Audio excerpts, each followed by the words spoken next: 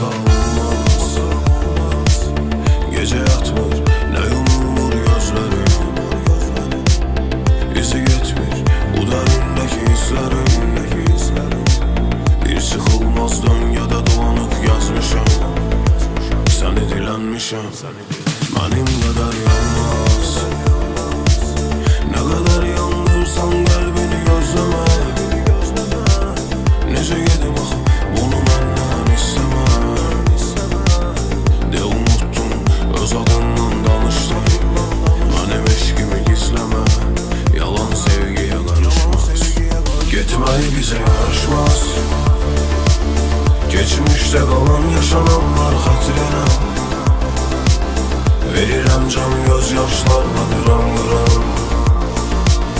Axı öyləşmişdim sevginin ətrine. Yandım ondan ötürünə. Dönsə yolda yaraşmaz. O kadar korkulur ki yüreğim sevgiden.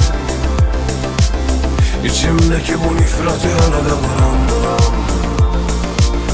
Sana gelen yollarda bu da məni giden. Gel dünyanı terk edeyim.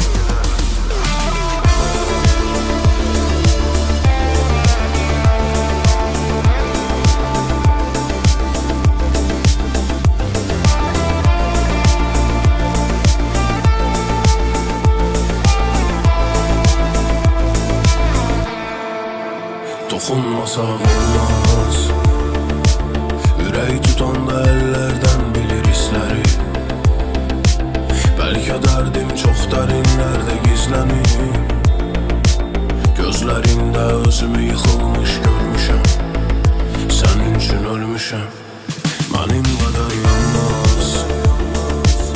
Ne kadar yandırsan kalbini gözleme.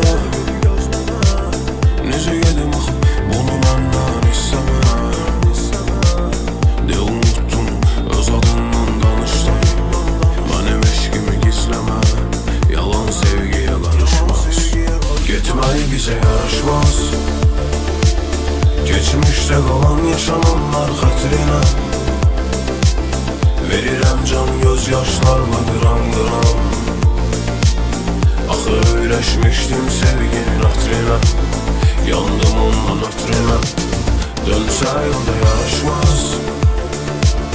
O kadar korkulur ki yüreğim sevgiden.